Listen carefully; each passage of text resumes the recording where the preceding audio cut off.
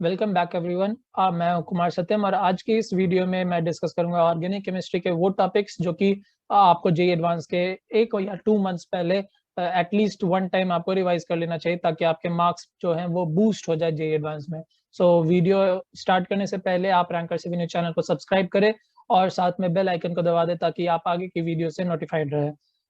मैं JEE advance के सारे जो ऑर्गेनिक केमिस्ट्री के ऑफिशियल सिलेबस है मैं उनके थ्रू जाऊंगा और उन टॉपिक्स को आपको बताऊंगा कि जिनसे मोस्ट ऑफ द क्वेश्चन आते हैं और ट्रिकीस्ट क्वेश्चन किससे आते हैं जे एडवांस में।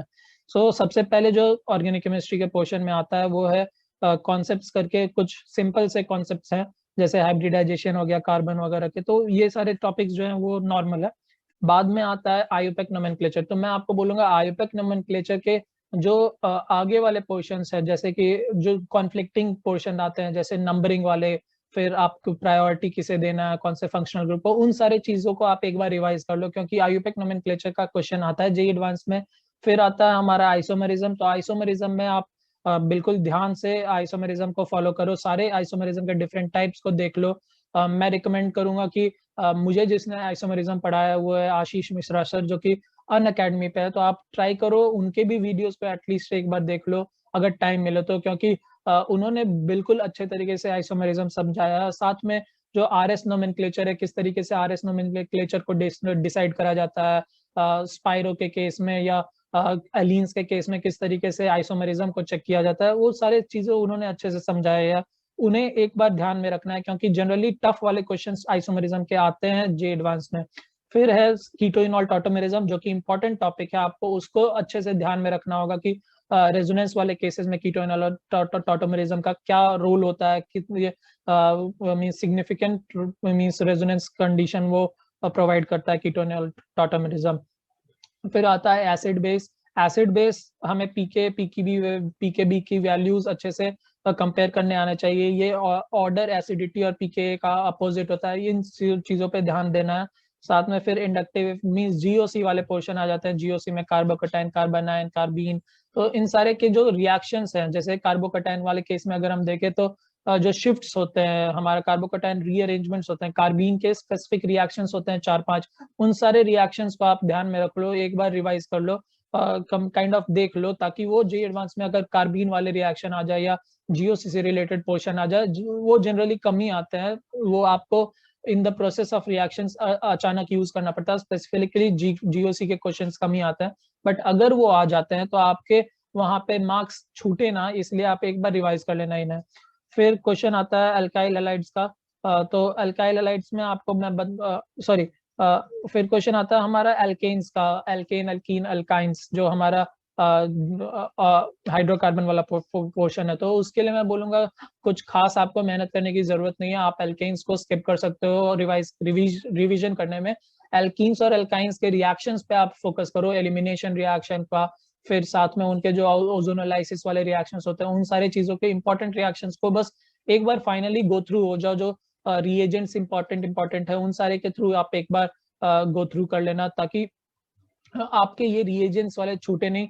और साथ में आपको डिफरेंट टाइप्स ऑफ रिएक्शंस के बीच में डिफरेंशिएट करने आया कि यहाँ पे एल्कीन वाले रिएक्शन में हम एलिमिनेशन अभी कर रहे हैं कि कुछ सब्स्टिट्यूशन कर रहे हैं या कुछ एडिशन रिएक्शन कर रहे हैं। फिर आता है हमारा क्या आता है बेंजीन। बेंजीन में जो रिएक्शंस होते हैं वो generally electrophilic substitution reaction, Friedel Crafts reaction, इन दो चीजों पे ही बेस्ड रहता है। तो आप इलेक्ट्रोफिलिक एरोमेटिक सब्स्टिट्यूशन और साथ में फ्राइडल क्राफ्ट रिएक्शन के जो कंडीशंस है उन्हें एक बार देख लेना कि किस केस में फ्राइडल क्राफ्ट रिएक्शन शो नहीं करेगा और किस केस में इलेक्ट्रोफिलिक सब्स्टिट्यूशन में कौन सा ऑर्थो पे डायरेक्टेड होगा या पैरा पे डायरेक्टेड या मेटा पे डायरेक्टेड। तो उनमें परसेंटेज 2-3% रिएक्शंस के जो है वो इंपॉर्टेंट, वो जे एडवांस में एक्चुअली पूछे जा चुके हैं। उन सारी चीजों को एक बार देख लेना। फिर नेक्स्ट आता है फिनॉल्स में। फिनॉल्स में 2-3 ही रिएक्शन है। मैं बोलूंगा रिएक्शंस जो है वो उन सबको आप एक लिस्ट बना लो। आपको रिएक्शन के मैकेनिज्म याद रखने की जरूरत नहीं है, बट आप रिएक्शंस के जो प्रोडक्ट्स हैं या रिएक्टेंट है उन्हें आप ध्यान में रखना, उन्हें एक बार आप देख लेना कि एक्चुअल रिएक्शन हो क्या रहा है। जैसे कि हेमाटाइमन रिएक्शन है, कोल्ब्स रिएक्शन है, तो नाइट्रेशन, सल्फोनेशन, ये सारे स्पेसिफिक रिएक्शन है फिनॉल के, वो इंपॉर्टेंट है। आपको इन सारे रिएक्शन को भी एक बार देख के जाना होगा। इनके हमें मैकेनिज्म याद रखने की जरूरत नहीं है, बस आपको रिएक्शन का नेम, रिएक्शन का प्रोसेस आपको बस ध्यान रखना है, रिएजेंट ध्यान रखना है, आप उन्हें भूल मत जाना। फिर नेक्स्ट आता है अल्काइल हैलाइड्स। तो अल्काइल हैलाइड्स में आपको मैं बोलूंगा कि आप बिल्कुल सब्स्टिट्यूशन न्यूक्लियोफिलिक रिएक्शन को ध्यान में रखना है। उसके हर एक रिएजेंट के बारे में कि कौन सा रिएजेंट कौन सा न्यूक्लियोफाइल किस केस में SN1 देगा, किस केस में SN2 देगा, किस केस में SNGP देगा। तो इन सारे कॉन्सेप्ट्स को एक बार रिकलेक्ट करना होगा, क्योंकि जनरली अल्काइल हैलाइड्स से क्वेश्चन आपको एप्लीकेशन डायरेक्ट आता है कि इस क्वेश्चन में क्या होगा, वो उस तरीके से आपसे नहीं पूछेंगे, वो एक सीरीज होगा, आपको डिसाइड करना होगा कि अगर मैं SN1 करता हूँ तो इस तरीके से जाएंगे, ये प्रोडक्ट आएगा, फाइनली SN2 करता हूँ तो ये प्रोडक्ट फाइनली आएगा। तो SN1, SN2, SNNGP ये सारे जो चीजें हैं वो बहुत ही इंपॉर्टेंट टॉपिक्स है जेईई एडवांस के लिए। तो इन्हें बिल्कुल अच्छे से एनालाइज एक बार फाइनली कर लेना कि कौन सा न्यूक्लियोफाइल किस केस में क्या दे रहा होगा।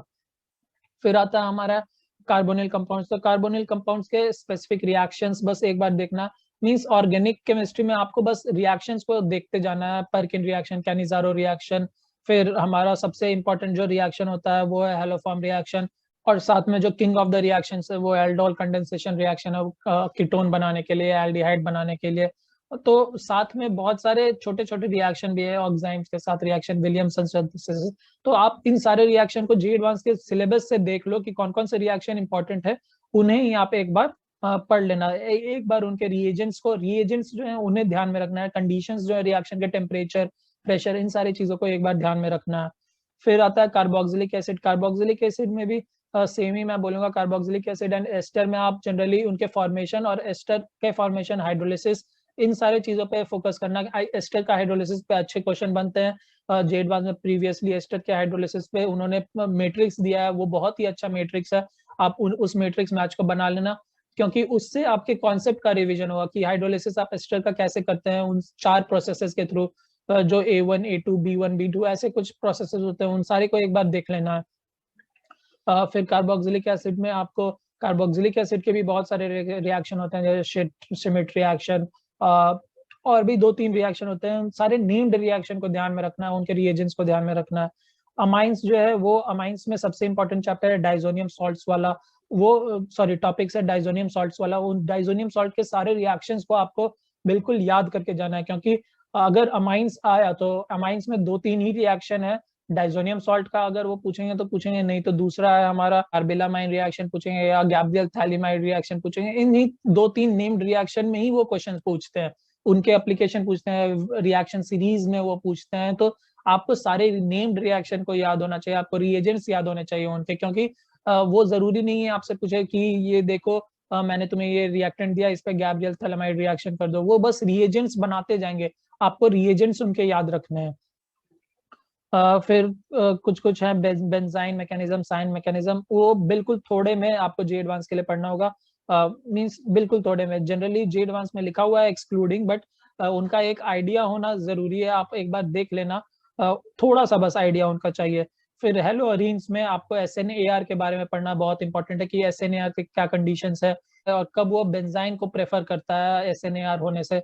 तो ये सारे कंडीशंस को आपको ध्यान में रखना होगा। फिर आता है बायोमोलिक्यूल्स। तो बायोमोलिक्यूल्स में आपको कार्बोहाइड्रेट, प्रोटीन के जो एनसीआर, मैं बोलूंगा आप बायोमोलिक्यूल्स के लिए एनसीईआरटी को बिल्कुल फोकस करो। एनसीईआरटी में जितना दिया है वो ऑप्टिमम है। क्वेश्चन प्रैक्टिस के लिए आप प्रीवियस जेईई के क्वेश्चंस को एक बार देख लेना, क्योंकि जनरली बायोमोलिक्यूल्स वाले जो चैप्टर है उनको सारे बच्चे छोड़ देते हैं, बट जेईई एडवांस के प्रीवियस जेईई के क्वेश्चन आप कर लेना, उतना सफिशियंट होगा ये हमारे जेईई के प्रिपरेशन के लिए। फिर आता है हमारा ऑलमोस्ट सारी चीजें खत्म हो गई, अब प्रैक्टिकल ऑर्गेनिक केमिस्ट्री आ जाते हैं। कुछ कुछ टेस्ट होते हैं, जैसे कि FES वाला रिएक्शन टेस्ट, फिर डिटेक्शन ऑफ एलिमेंट्स, साथ में हमारा कार्बोनिल का टेस्ट होता है। कुछ कुछ वो सारे टेस्ट को आपको याद रखना पड़ेगा कि कौन सा कार्बोनिल का टेस्ट में कब ब्लू, कब रेड, GBR, ये सारी चीजें बहुत इंपॉर्टेंट होती हैं ये टेस्ट को। तो इन सारे टेस्ट को एक बार देख लेना है।